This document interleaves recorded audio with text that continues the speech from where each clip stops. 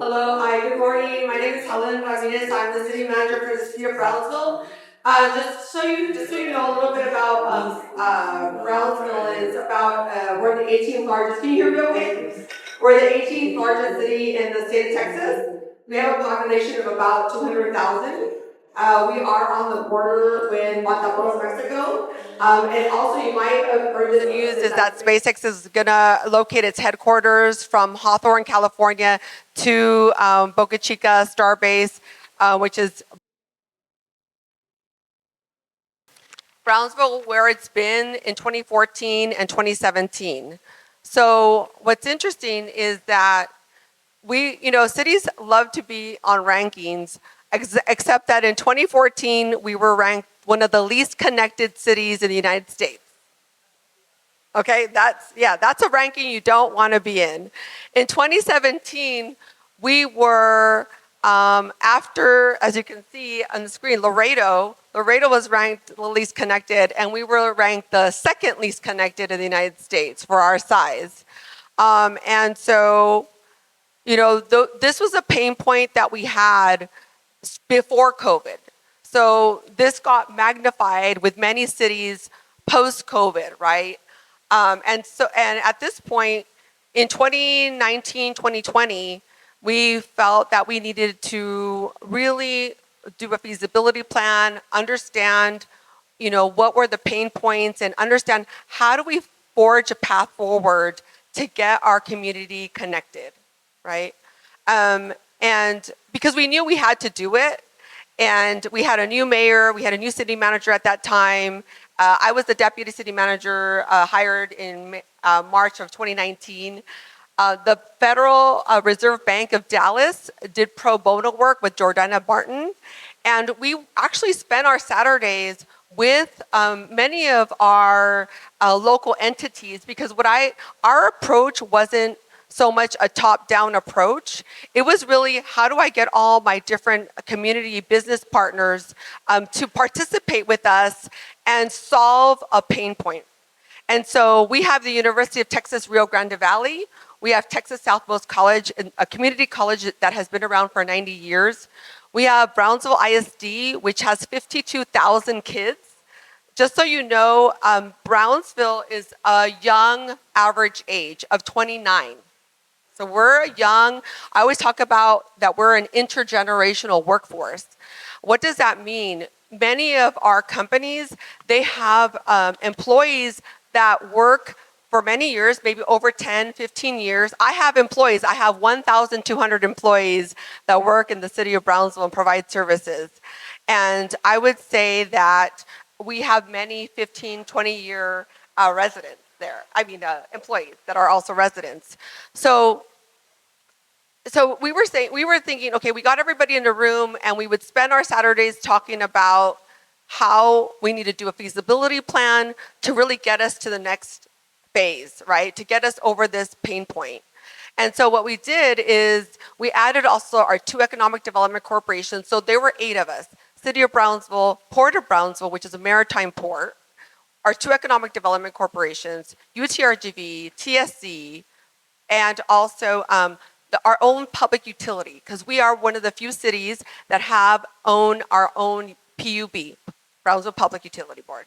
So, which we knew was so important to be able to build out whatever we would build out, however we would do it. We knew they were going to be an important partner to reduce down those costs of building out fiber in our community.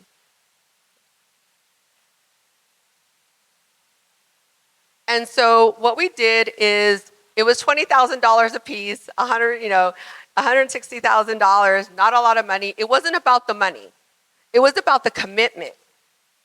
And so when we decided to survey our residents, and we surveyed 1,594 residents with speed tests and everything, we realized that 23% had no broadband and of any type, including cellular data plans.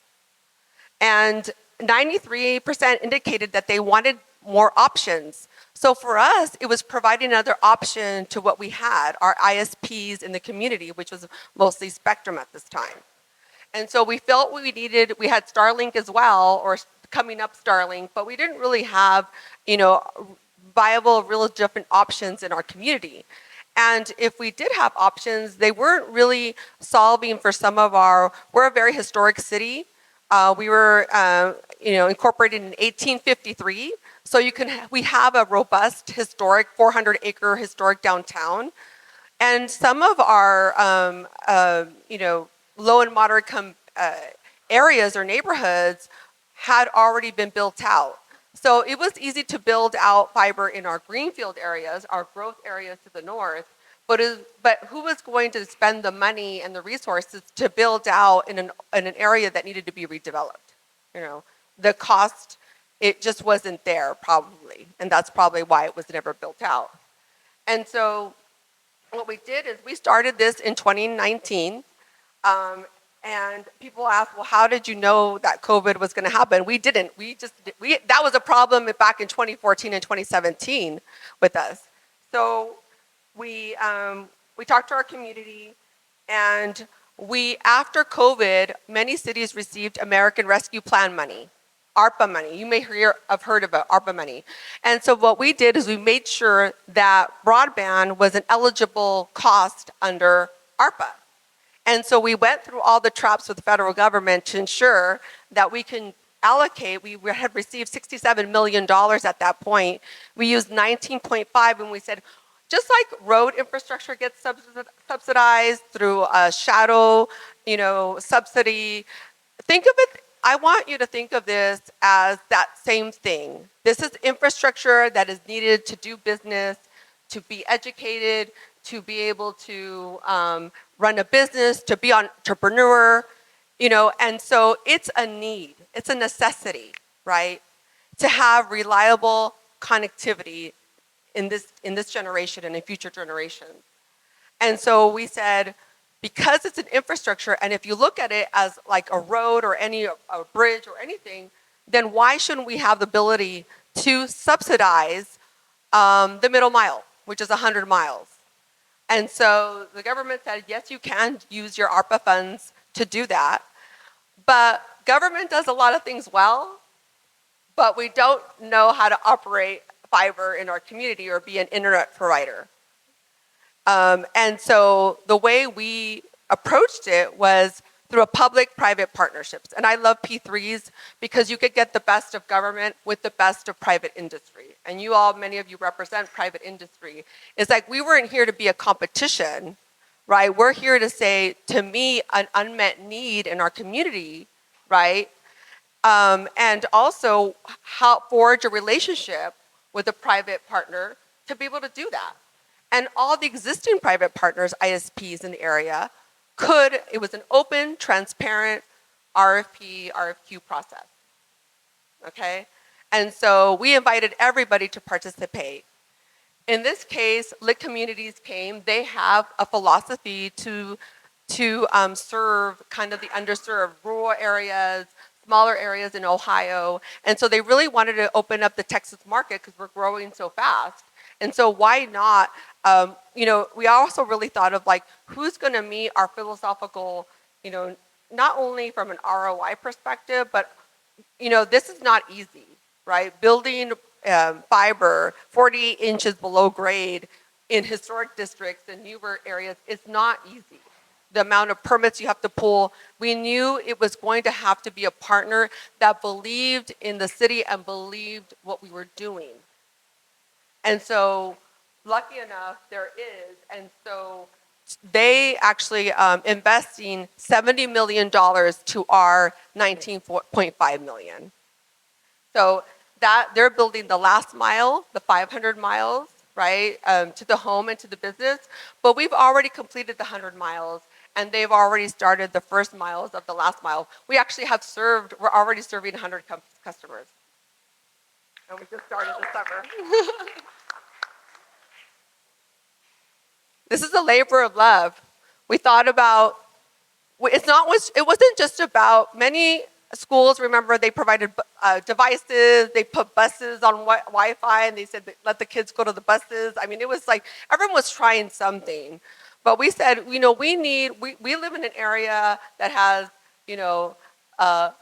hurricanes and other types of, we have windstorm requirements. So we really wanted something that was very reliable, right?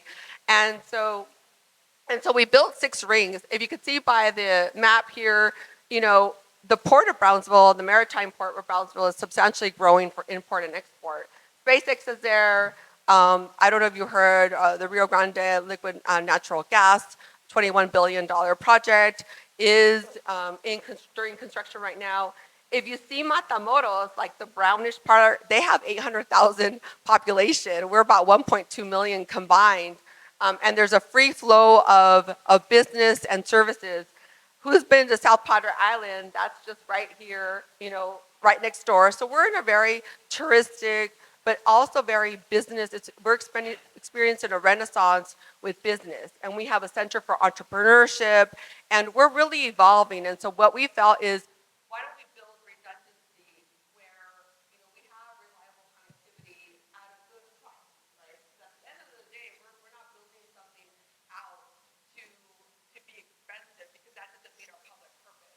Our public purpose was to be affordable to those that really could not afford connectivity, that 26% that you saw. And so we also felt it was very important that our partner, Lit Fiber, be in downtown, be in the city, be present. And so they did. They opened up an office in downtown. You can actually see and experience what it means to have a gig, right? It's kind of like when Google Fiber created like their demo center in Austin. It's kind of that effect. What does this mean? What can this mean to me if I have a gig or 500 up, 500 down, whatever your need is? It was kind of just experience what you haven't experienced before in the city. And so this was our first resident that was connected, Mr. Hicks. Mr. Hicks, he is a streamer and content. He makes his own content provider. He lives in his home. He works from home, right? And his wife works from home as well. And his thing, she would say, she's like, Helen, a couple of minutes after connecting a gig, he was like, it was like very quiet in the house. And so she's like, because usually she would hear a lot of noise, a lot of just noise in his office, or and she went upstairs and she's like, well, why is it so quiet? He's all, I have reliable service. I'm not constantly, upset that I have to stop. I can't upload. I can't download. I have reliable service, and so I'm working. I don't have disruptions anymore. That was the reason why it was causing him so much stress and making it very difficult for him to work from home. And so we probably have many stories like that, even at our schools. I think recently, I don't know, I heard Leander ISD had a lot of connectivity problems, and here we're getting notes, if you're a parent, getting notifications that internet's down, sorry, we're trying to fix it. So even in high growing areas in Austin, you're still experiencing that difficulty. And for us, it's not about taking away customers. It is providing a different option. As a city, we use Starlink. In some of the outlying areas, our building inspectors, since they do their inspections online, everything's online with a lot of building inspections, is they do their comments online, and sometimes they don't have connectivity. They're one of our vendors that we use as a city to provide. So that's the thing. It's like, why to us it was, why can't we give our community more options and let the market choose, let them choose what they feel is good for them. And so the public-private partnership had to meet our goals. It starts at $14.99. And that's also for kids that are in a free lunch program. So in some of our schools, that's over 50%, believe it or not, in Brownsville ISD. We have charter schools, private schools, other types of schools, but in our public school system, lots of times when kids don't go into those private and charter and other schools, they go to our public independent school districts. And so What was also interesting is because we had signed, BISD had signed into our overall agreement, they were able, post-COVID, they were able to share some of the information because they surveyed their families of who needed devices, who had, who didn't. So a lot of that data was shared with the city because we had signed on to agreements that we were going to share data in a secure way, in a secure fashion. Normally, school districts, they don't share any data. But they knew because they had committed to finding a solution to their being a partner. And if you in the map itself, we created priority A, B, and C sites. Our priority A sites were 70 city buildings, hospitals, schools, universities, and of course important utility. So they can eventually do SCADA and other things. So when we looked at those rings of fiber, it was the priority. We wanted to make sure that we were solving for our priority sites in case of an emergency, that they would be able to communicate with one another. So there was a strategy behind the build out of the different rings of fiber. So now we're in a different situation and we're still building it out, but we were ranked number 2. This is the ranking that you do want to be on, right? The emerging tech hubs in the United States, right? Because now we're seeing many entrepreneurs, you're seeing a lot of people, whether you work in energy or new space or aerospace, a lot, students, they're patenting. We have a patent office in downtown with our Center for Entrepreneurship. So you're seeing a lot of, young people creating their own startups and their own businesses, right? And working from home and working from school and just starting up. So we're seeing a lot of employee growth. There was also a Harvard researcher that showed that Brownsville, if you compared the wages and the cost of living in 1972 to 1992 and now, that the amount of employment and wage growth has grown considerably together, right? And I think that's what shows kind of a good long-term growth where we're seeing a lot of the crunching of the middle class, right? And so we are having an emerging social economic positivity that we're feeling in the city of Brownsville. So I wanted just to, I don't know if you've all been to Starbase or have experienced that, but I wanted you to show a little video of what's happening in South Texas and Brownsville, and invite you to really see SpaceX is looking at the 5th launch. And much of their workforce, much of what you're going to see that builds Starship is with Brownsville, Cameron County, or the RGV workforce. It's all workforce that is building the most powerful rocket in the history of humanity, right? The Raptor engine is built in Hawthorne, it's tested in Waco, and then brought and assembled in Brownsville. But I just kind of wanted to give you a million square foot star factory, and also a 5-story office building. So the general manager, which was former NASA, also stated that about 300 engineers will be moving from California, but I think that's very conservative. Like I said, they already have over 3,000, and many of their vendors are from Texas, right? And are really opening up the opportunity to work with them in Texas. So we're very excited about that future, and also the fact that it's also impacting in a positive way our economy. Many of the interns are our University of Texas RGV students. Of course, there's people from all over, yay.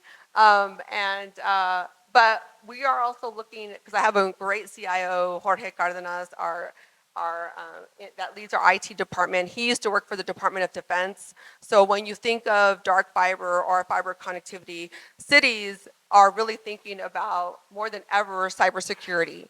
When I saw that the city of Long Beach, California was pretty much shut down except for the old phone system for days, that is an awakening, right? When you see funds that are wired are diverted to another entity, who knows where, for city managers, it's a really big, risk factor, right? And so we also need to ensure, what we offer in our community and what we use as cities is reliable, and and also mentor and show our employees how to, not click the wrong link, and also just education, right? Because with so many employees, you have to do that. And so we're looking at a 5G network. It's not to say, hey, I'm a 5G like Las Vegas. Really, it's really like how much more cities get really excited about all the different smart city concepts that you could use, but really, what are you solving for, right? In our smart city roadmap is, what do we need? What does our community really need? Telehealth, right? Because we have a high diabetes rate in the United States, one of the highest. We have a wonderful transit provider, B Metro. We transport 1.2 million people a year. Like, how do we make it seamless for them and know when the bus is coming and when it's going? And so we have trails.